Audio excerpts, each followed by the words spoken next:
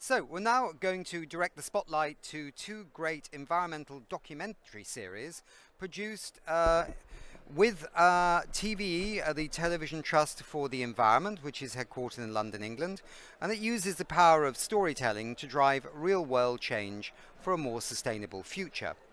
One of these series is called The Children of Rio, and the other Decade of Destruction. And the great thing is that they are, from today, available to everyone to watch on the WeDon'tHaveTime.org website. With me on Zoom to talk about these series are Karma Vangdi, Head of Operations at TVE, Richard Creasey, Trustee Emeritus at TVE, and Surina Narula, the President of Consortium for Street Children and a current trustee of TVE. Let's start with the Children of Rio, which we'll see a short clip of at the end of this session. Karma and Surina, this is a real endurance project, right? I mean, it began at the Earth Summit in 1992. Tell us a little bit about what it is. Who wants to kick off? Okay, Karma, go ahead. So thank you for especially first of all, thank you for giving us this opportunity to present our films to the audiences down in Baku and also around the world. A brief background about the Children of Rio. We also call it 01020, and now we want to call the project Growing Up on Planet Earth. This was a vision which was started back in the Earth Summit, which was held in Rio back in 1992. TVE basically picked up 11 children from 10 different countries who were born in that year, and we started following their stories every few years or so. And then now we have been documenting their lives for the last 20 plus years, and now they've reached their early mid-30s, these children. These stories are documented from children from across the world, from countries like Brazil, South Africa, India, USA, UK, Norway, Latvia, and as far as Papua New Guinea as well. These are very important stories where what TV wanted to understand was through the lens of very personalized stories, wanted to understand the larger ramifications of what's happening to our world around us in terms of the environmental degradation, resource allocation, what is the effects of globalization on our lives. So it's very, very unique project. We want to continue this project. We have completed 3 to 4 episodes of these films, shot over the last 25 years.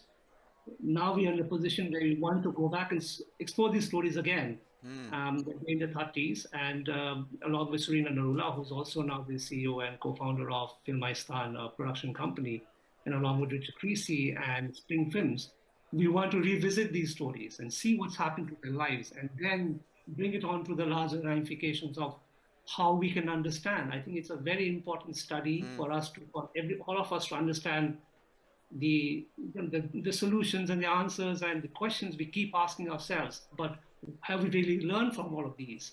And where are we heading to? I think these stories, very personalized stories, tells us a larger ramification of these consequences. So that's great, Karma. Surina, I mean, I think Karma was like touching on that, but how do you build a global conversation through the lens of this film series, right? And also continue the conversation by getting support for the next iteration of this series. What's your thoughts there?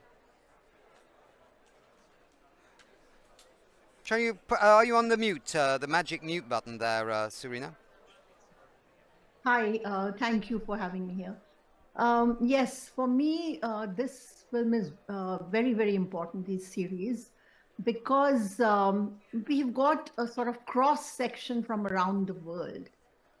We have also got from different sections of society how children who were economically very, very poor when we started, after 20 years, they had those who had opportunity and change, how they survived, those who were doing very well, their parents, and how by dislocation, their entire environment changed, their circumstances changed, and how these children then did very badly in the end, you know.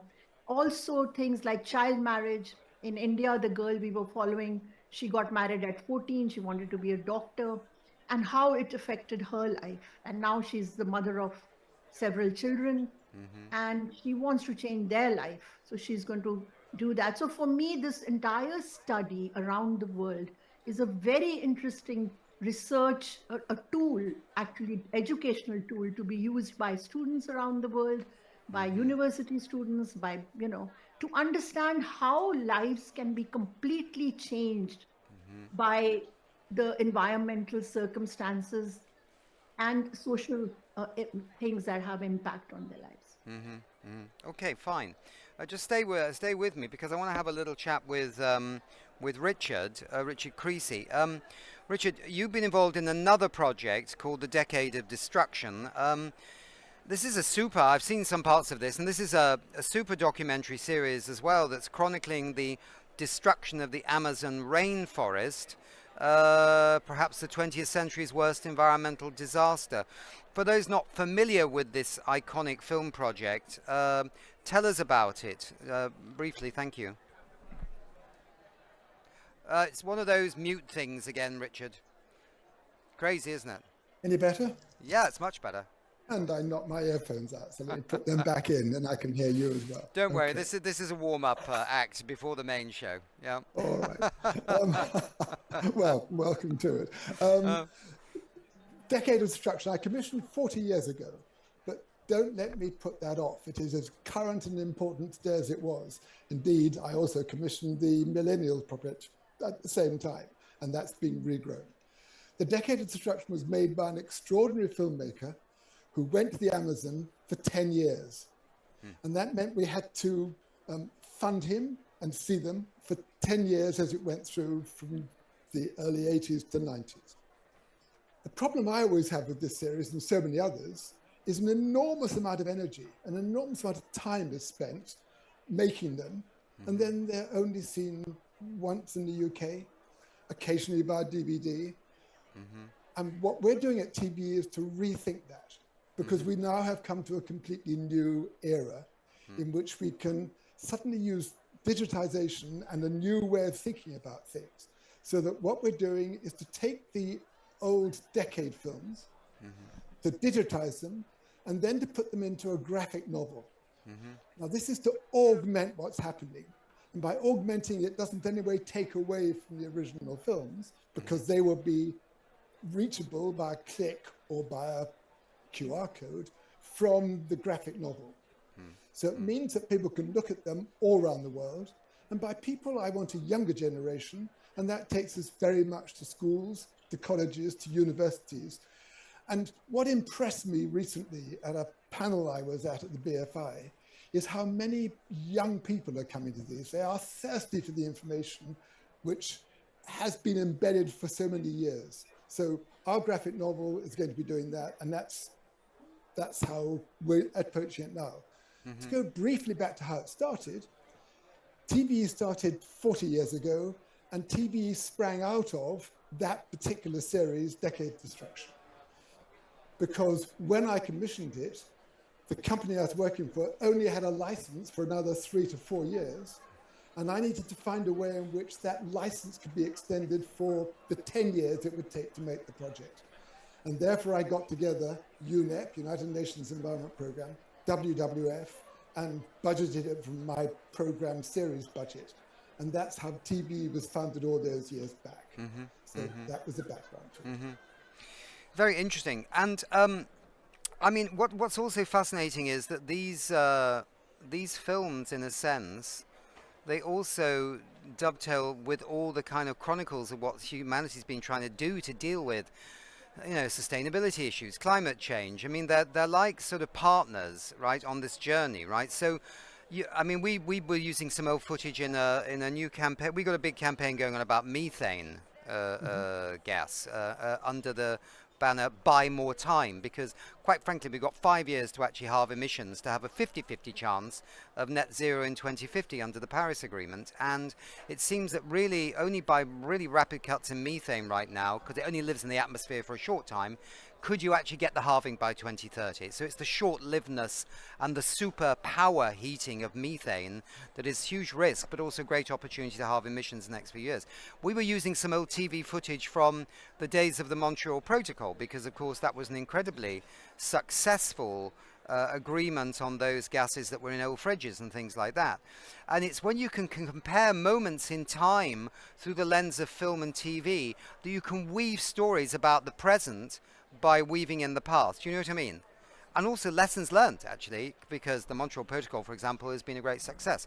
How did it do that? So all this footage is academically important, and it's also historically important, but it's also important guides to our future that we forget at our peril. And also, some of them are bloody entertaining, right? And I think we have to also remember that. As you rightly said, Karma, at the beginning, you can watch these anywhere as if, turn the clock off for a second. What year was this? No, you can look at it as if it's as fresh as yesterday, some of this, right? So I don't think that's very strange at all. What I want to know is, what do you need, I think, apart from the graphic novel, or is it just a graphic novel, or you want to make some more films, don't you, of the Children of Rio? You want to make some more editions, more episodes of this story going forward. Who is going to fund this, and what's it going to cost? Does anybody know?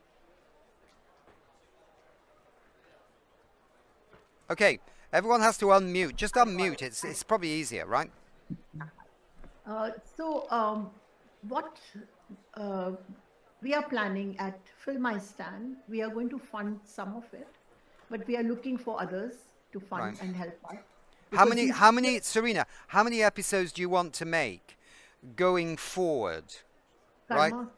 Well, sorry, it's a conversation. Anyone can jump in on this, right? Okay. So, Karma, you tell me on that one. Yeah. So, we have, especially for the 01020, the Children of Rio project, we have 10 stories to tell you. Right.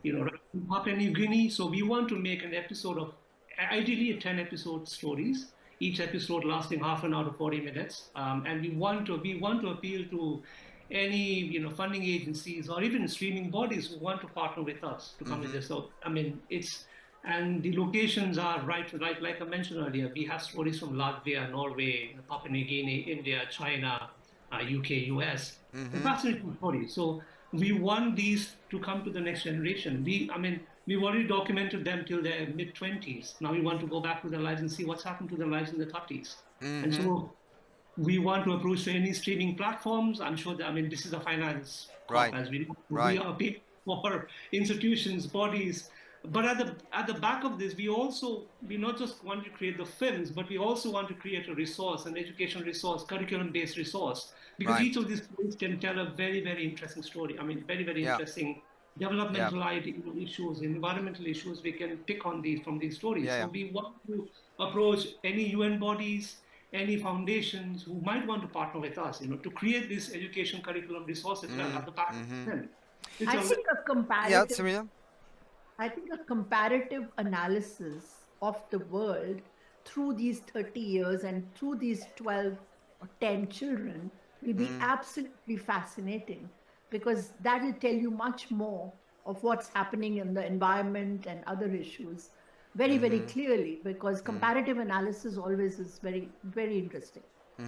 Richard just wanted to come in, I just want to say we're also extremely keen at TBE to go into the future, so that instead of making films about people, we make films about people, and then we encourage others to use their smartphones and to send their short stories or their stories to us, which we can then put up besides the other stories on our multimedia interactive graphic novel, which has never been thought of before. Right. So a child that was a child in Rio in 1992 in, say, China, we do the show with her in her 30s, but that encourages maybe her friends, her community, her country, people to send in their stories, right, of the last 30 years or now. So it becomes a much bigger archive going forward into the future, is that right? Or could the grandparents of the Children of Rio send in their little I would clips. argue yes. Yeah, could see actually they could even tell a even further going backstory, right? I mean, Yes, this absolutely. I don't know. Does the internet have enough space for all this? It does, right? Yes. I think the internet has enough space for those who want to use it. Yeah. And Look, we really want to use it. so- We need to get it interactive. so I don't forget here right now. I just want to just ask you, if you were a funder to fund this next iteration of this series, how would you contact TVE? Who would you get to? How would you get hold of them? So Surina. at the back, you will watch this short promotion film after this, and then we've kept our email address there, so it's Right. quite easy. Reach out to us at karma@tv.org.uk, Right. or you could reach out to Surina@tv.org.uk. So we just kept our first names and our email addresses, so Right. we can call these emails with you, and we would, we're appealing to platforms like We Don't Have Time to put our email addresses, put our contact details. We also have a website, tv.org, Yeah. where contact details are there.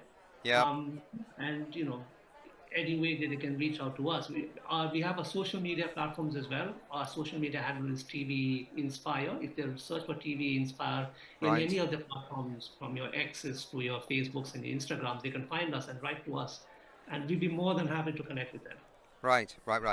I'm just checking the time here because we're running a live show and there is another show coming up soon. I just want to make sure we got enough to show the clip, which is going to be 4 minutes at the end of this.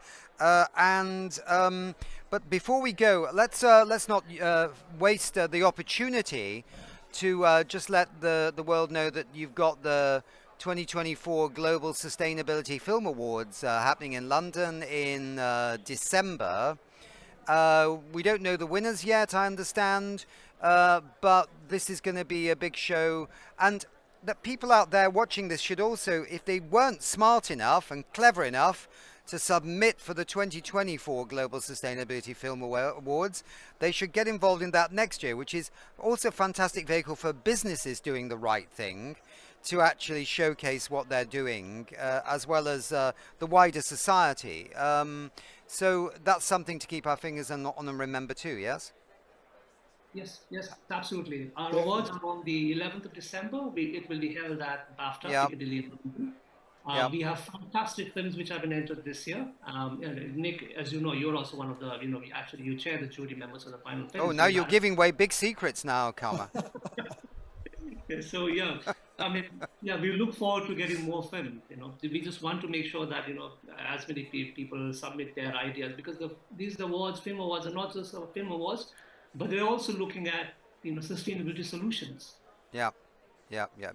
I just wanted to feed back to you as well that here in Baku, despite some of the global politics that are going on right now, or politics in certain countries going on right now, there is a real buzz in this place for. I must say, there's a very confident atmosphere that we can actually act on climate change, and I haven't seen that much greenwashing here. I've seen some very engaged governments. And people making some really important commitments. Not the best, but maybe the best so far being the UK, of course, with their plus 80% commitment to reduce emissions, which has blown away many of the people here, and some really, really excellent contributions from developing countries too. So I think a lot of people thought there'd be a negative fallout here. I think people say whatever's happening in one country, fine. There's many more countries in the world than just one, and we can act on that. So it's a very good atmosphere here, and I wish I could bottle it and just kind of like send it back to you so you could smell it when you open up the post, because it's a really good atmosphere. Look, I just want to say thank you very much. TV is doing great work. And it's been around for a long time, and it's achieved many things. I think that extending the 1992 film to a new series of the post 30-year-old lives of these young people, plus, as you were saying, Richard, people sending in their clips, their videos, their stories from the last 30 years, 20 years, whatever it would be, is a really super accompanying thing. And the graphic novel work that's going on is really excellent. And I've got to say, we have to move on now. Thank you very much indeed. Thank you for sharing the films with We Don't Have Time. They'll be on the platform of We Don't Have Time. And now we'd just like to go to this lovely trailer. of the film Growing Up on Planet Earth. Bye. 请到我们家来参观。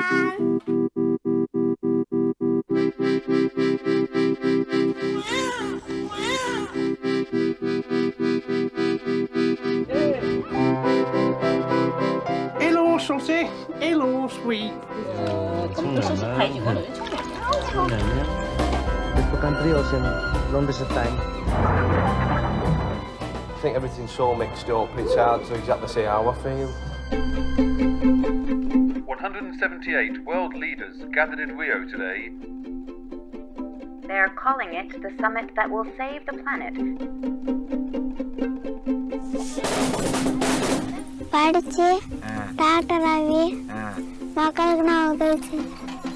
You should always keep a gun in your house, just in case.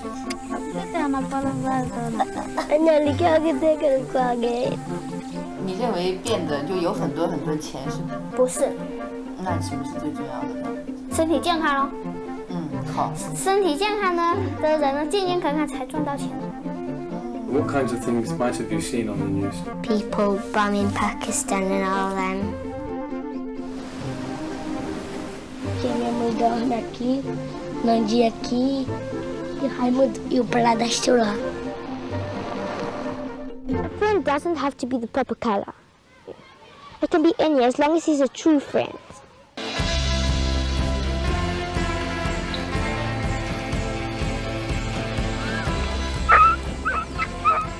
Hiyo manini mang'ombe au mambuzi, kasema mimi sitaki maneno.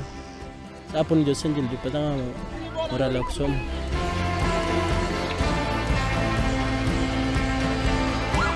Eu fiz não sei o que na escola e eu fui expulsa. Aí eu parei. Aí depois eu engravidei. Nesse negócio de droga aí eu tenho medo de, quando ele crescer, querer fazer a mesma coisa. Até quem não é de ficar muito doente, não.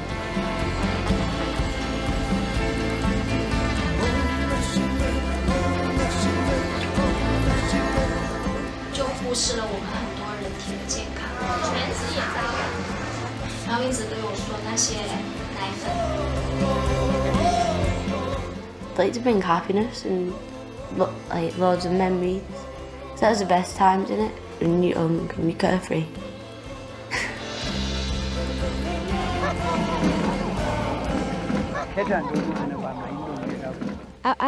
Abantu badala badlwengula abantwana. படிக்கணும்னு ஆசை தான், ஆனால் படிக்க முடியாது, வீட்டில் போட மாட்டாங்க.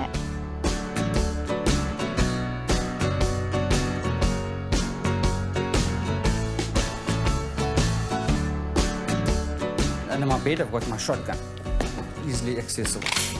When I left my name behind in Queenstown, I left like all the insecurities I had. I said, this is the person who I am and who I want to become. You've got to try and find something more secure, as secure as a job can be today.